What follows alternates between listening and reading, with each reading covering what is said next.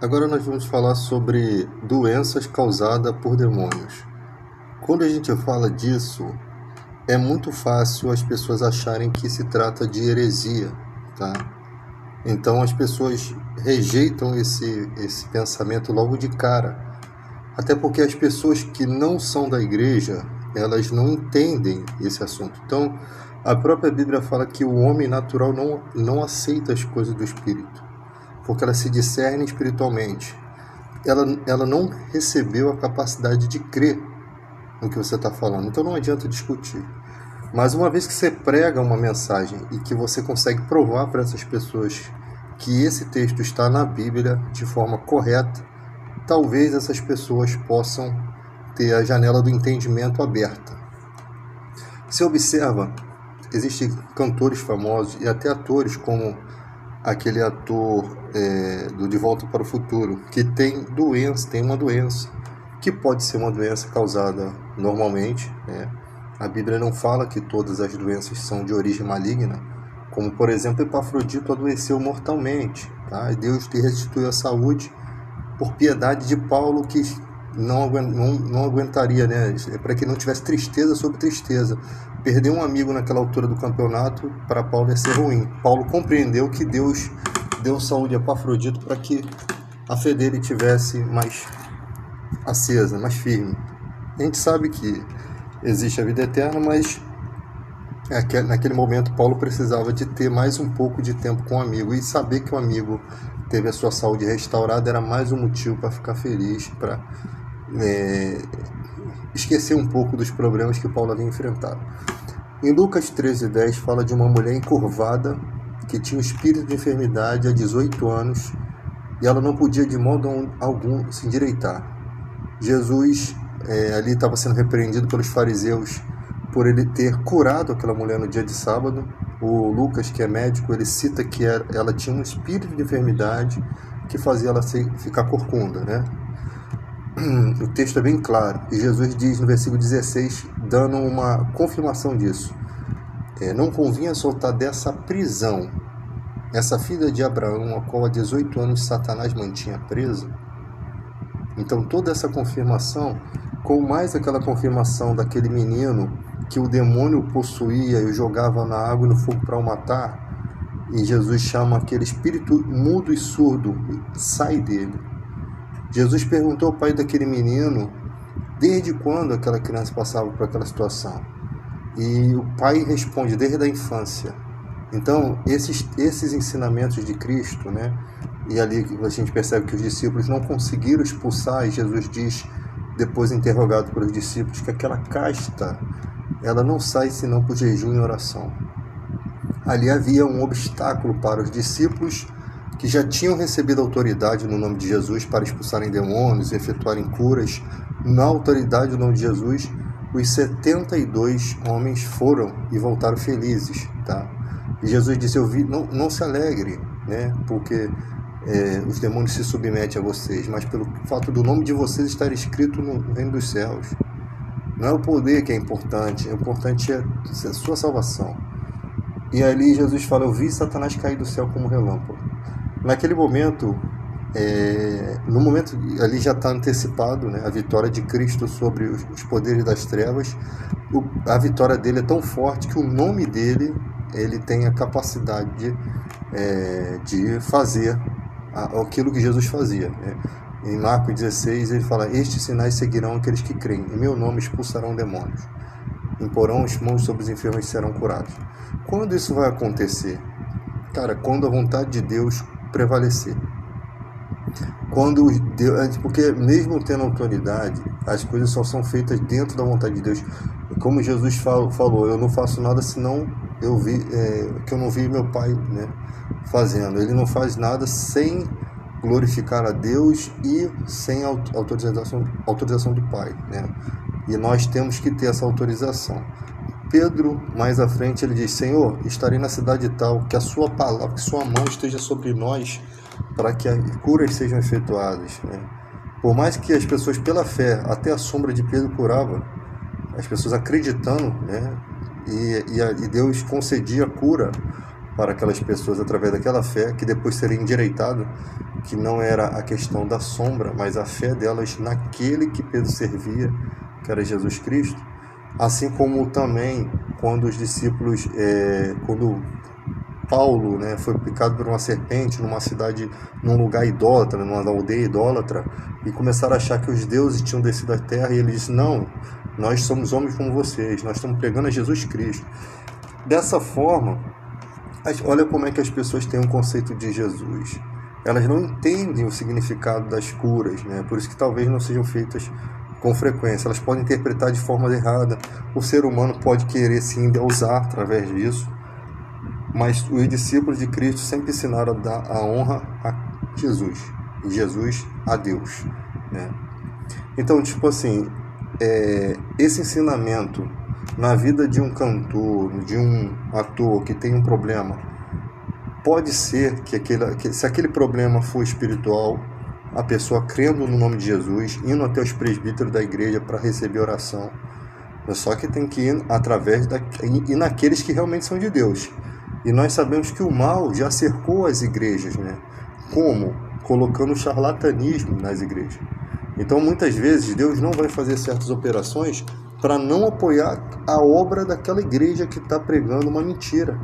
Você imagina se Deus começa a permitir que pelas mãos lógico que os obreiros às vezes não tem nada a ver com o que os líderes fazem. Se Deus começa a permitir milagres naquelas igrejas onde o charlatanismo nos conecta à política maldita e suja, aquelas que são sujas, tá? Não que a política seja maldita, mas aquela política de políticos sujos. Você imagina se Deus começa a operar sinais ali, o que acontece? Aquelas pessoas, as pessoas do mundo vão achar que ali é o lugar certo, que Deus está operando. É como se ele estivesse confirmando que a mão dele está ali, tá?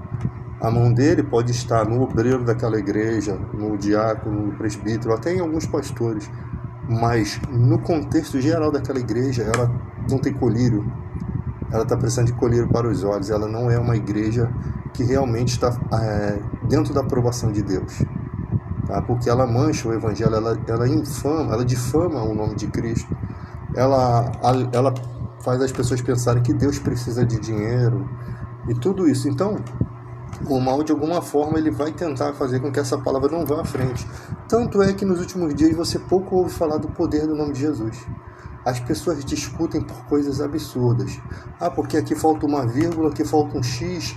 Aqui esse homem era isso, fala as características de todos, mas a característica do nome de Jesus, as coisas mais importantes, as coisas que Jesus veio trazer de espiritual, elas desprezam.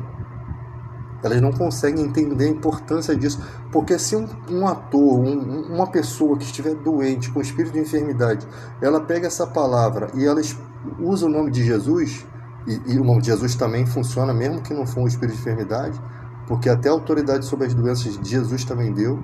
Se isso funciona, é mais uma pessoa convertida. Você percebe, olha a condição do cristão. As condições de um cristão que tem tudo para dar certo. O cristão, ele foi tirado do império das trevas e transportado para o reino do Filho. Colossenses 1,13. O ato de conversão tem que passar por isso, né? Se converteu, Deus instantaneamente se torna propriedade exclusiva de Deus. Te sela com o selo do Espírito Santo. O Espírito Santo passa agora a ser o seu sacerdote, a ser aquele que intercede pela sua vida. Aquele que intercede pelas suas fraquezas, que te guia em toda a verdade. Então você como cristão, discutir com uma pessoa que não tem entendimento, ela não vai aceitar nada, ela não aceita Jesus, ela não aceita que existe demônios, ela não aceita, porque no mundo físico essas coisas são loucura. Para raciocinar. Nós cremos num Deus que a gente nunca viu, num Jesus que a imagem que a gente tem é essa imagem que está aí na tela de vocês, porque essa imagem, que pode até ser a de Cristo mesmo, Deus pode ter inspirado um homem a fazer com que fosse, mas que não tem importância se é ou não, porque a importância maior é o feito desse Jesus, tá? Então,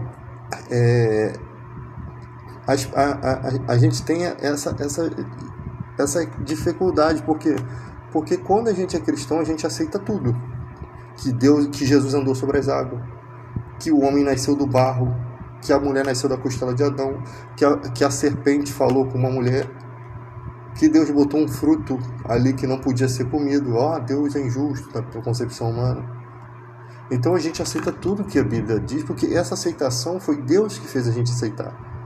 E não é só eu que estou pregando isso. Muitos cristãos aceitam tudo isso que está sendo falado.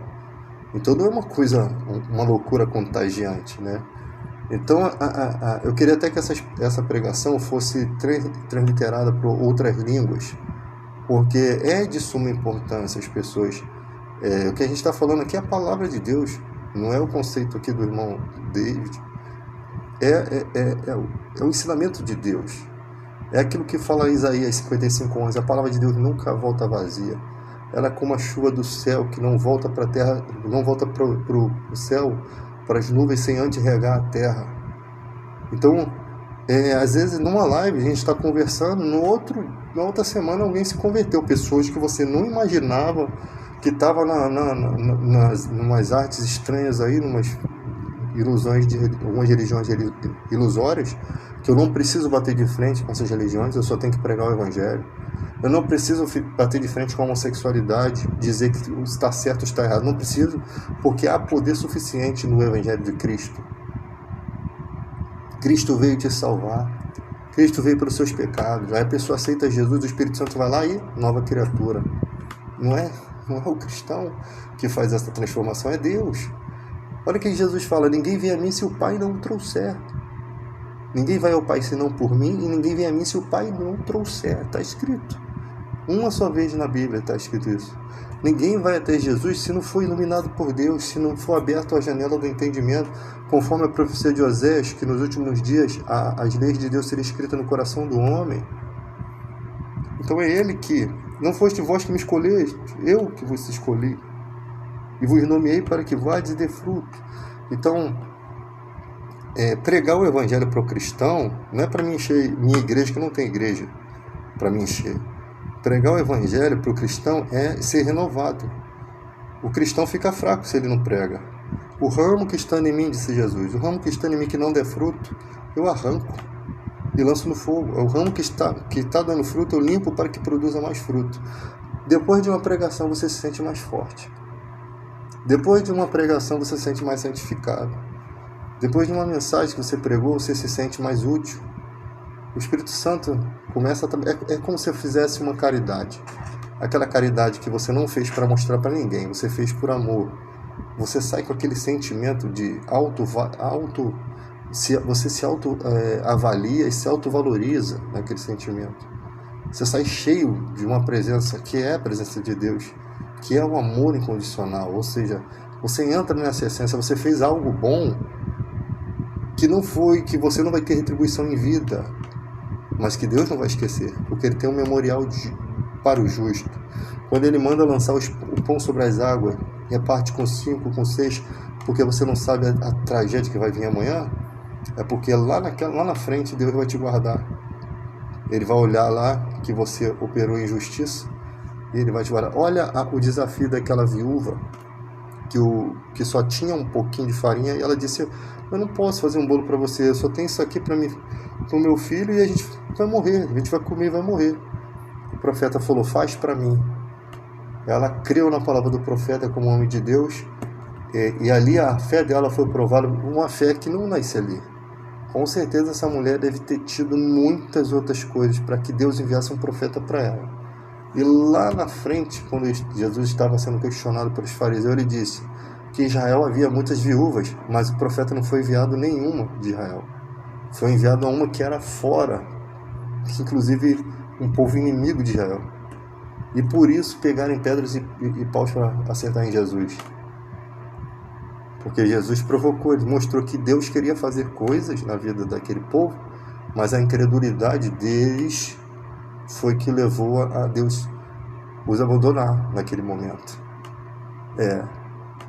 Isso é pura verdade. Jesus jogou na cara deles. Havia muitas viúvas.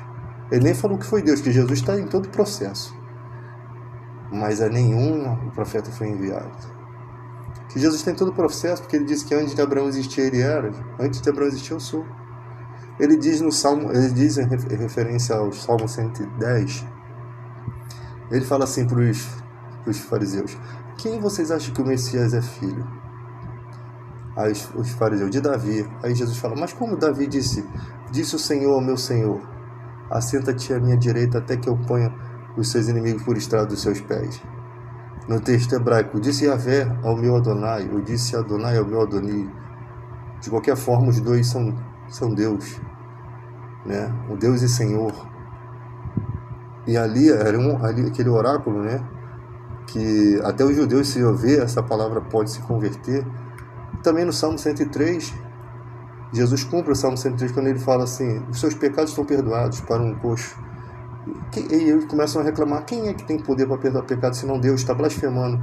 Para que saibas que o Filho do Homem tem poder para perdoar pecado, levanta, toma o teu leito e anda.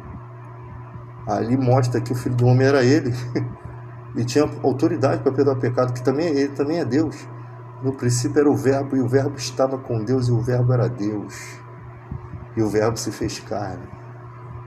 Então, essa mensagem é para aquela pessoa que realmente pode, ou o que ela tem a perder? Ela vai acreditar numa coisa, ela não precisa dar dízimo, oferta, não precisa ter compromisso nenhum com a igreja, ela só precisa acreditar nessa palavra.